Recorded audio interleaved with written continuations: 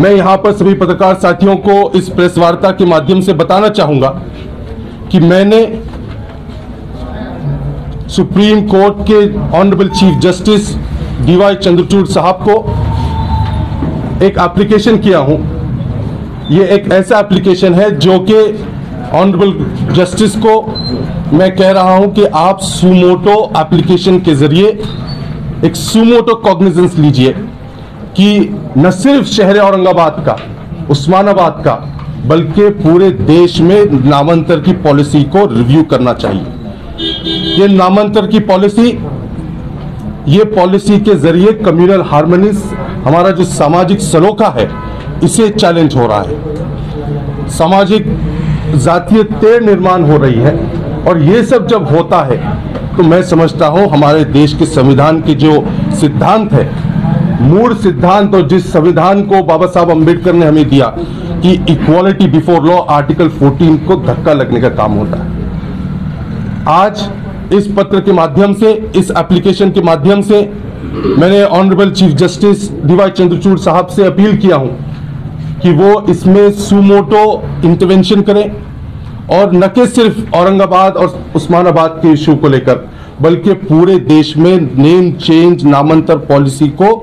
Review कर उसकी जो गाइडलाइंस है, उन गाइडलाइंस को फिर से रिकॉल करें और स्ट्रिंजेंट, स्ट्रिक्ट गाइडलाइंस बनाई जाए। मैंने अपने इस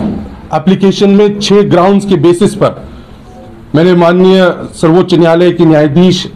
को अपील किया हूं, सर न्यायाधीश जी को, कि आप इसमें इंटरवेंशन, जो सामाजिक सलोखा है देश का, हिंदू, मुस्लिम, दलित, सिख, ईसाई, ये सारे समाज के लोग जो मोहब्बत और प्रेम के साथ आज तक जीते आए हैं, इस सामाजिक सलोखा बचाने के लिए आज चीफ जस्टिस DY चंद्रचूड़ साहब और सुप्रीम कोर्ट अगर इंटरफियर करता है तो मैं समझता हूं कि देश में सामाजिक सलोखा और कॉन्स्टिट्यूशन बच जाएगा। हम देख रहे हैं कि जो मैंने हालात हम देख रहे हैं, इन हालात को देखते हुए मैंने एक जो दूसरा मुद्दा इसमें लिया है वो ये है कि लोकल लोगों की जो राय थी, इसे कंसिडर नहीं किया गया। यहाँ पर औरंगाबाद में, उस्मानाबाद में और जहाँ कहीं भी नामांतर हो रहा है, इसमें जो guidelines ministry of home affairs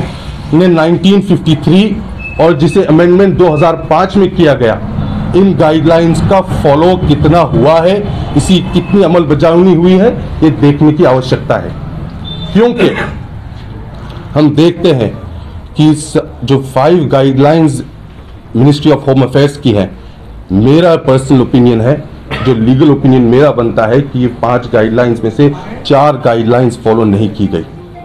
Maharashtra सरकार ने जो 2 मेन गाइडलाइंस थी, इसमें गाइडलाइन नंबर 2 और गाइडलाइन नंबर 5 और 4, ये कहती है कि आपको जो हिस्टोरिकल जो सिटीज हैं उनके नाम बदलने की आवश्यकता नहीं है, जो हिस्ट्री से रिलेटेड है, और हमारे शहर का भी नाता हिस्ट्री से रिलेटेड है।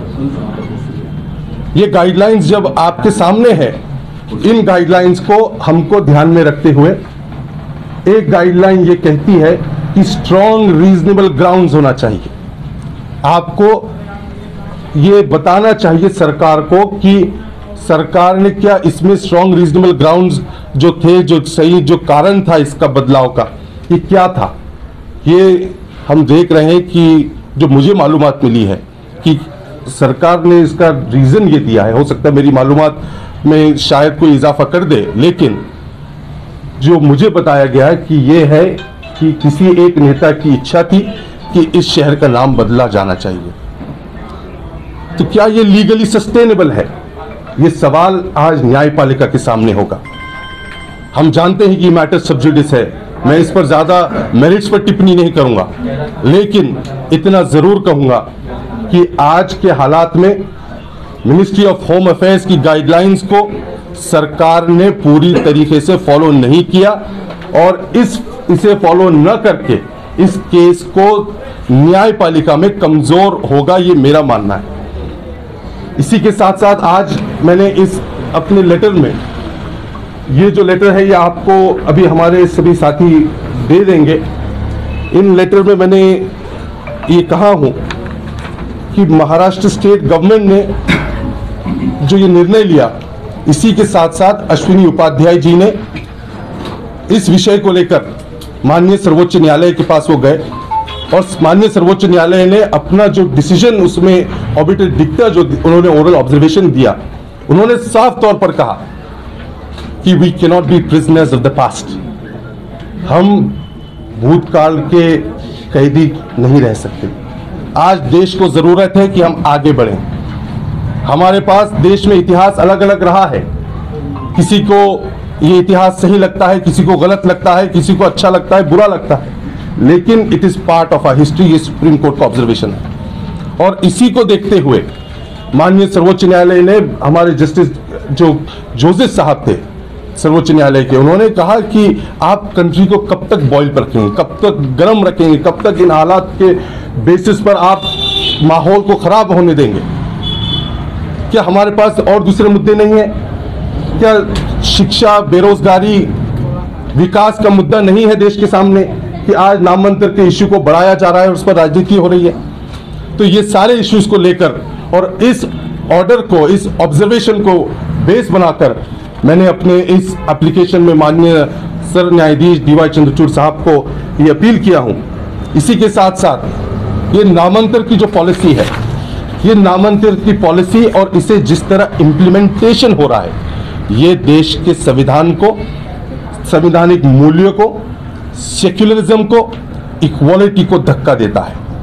आज देश का जो संविधान का जो बेसिक स्ट्रक्चर है, doctrine of basic structure, Keshavananda Bharati का जो जजमेंट कहता है कि इसको धक्का नहीं लग सकता।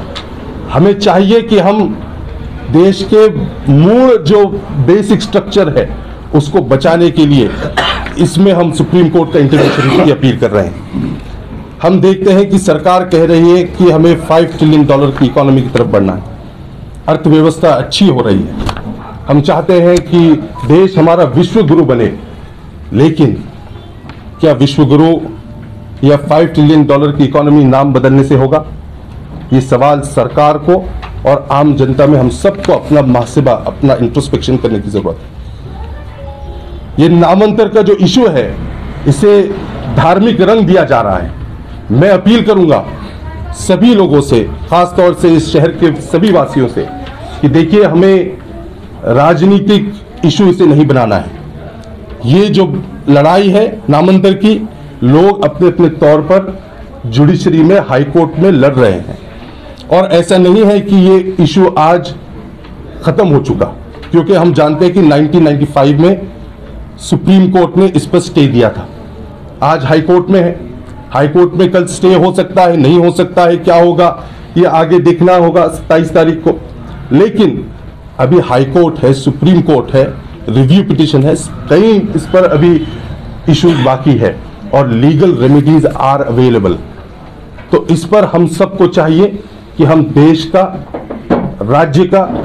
और अपने इलाके का विकास किस तरह हो सकता है इस पर ध्यान दें। हमारा कॉन्स्टिट्यूशन हम किस तरह मजबूत कर सकते हैं इस पर ध्यान दें, क्योंकि ये नामांतर के इशू से हम देख रहे हैं कि लोगों में जातीय तेढ़ निर्माण हो रहा है। आज वातावरण गर्म है, राजकीय, सामाजिक जो कुछ लोग इसको गर्म करना चाह रहे हैं, लेकिन मैं उस पर आज टिप्पणी नहीं करूंगा। मेरा कहना, मेरी अपील इस देश के चीफ जस्टिस ऑफ इंडिया से है। मैंने एप्लीकेशन दे दिया हूं और मुझे उम्मीद है कि सुप्रीम कोर्ट इसमें इंटरवीन करेंगे, क्योंकि ये कॉन्स्टिट्यूशन के, सेक्युलरिज्म के, सोशल फैब्रिक जो हमारा देश का है उसे बचाने की आज जरूरत है और मुझे उम्मीद है कि सुप्रीम कोर्ट इसमें इंटरफियर करेंगे और अपने देश के कॉन्स्टिट्यूशन वैल्यूज को बचाने का काम होगा।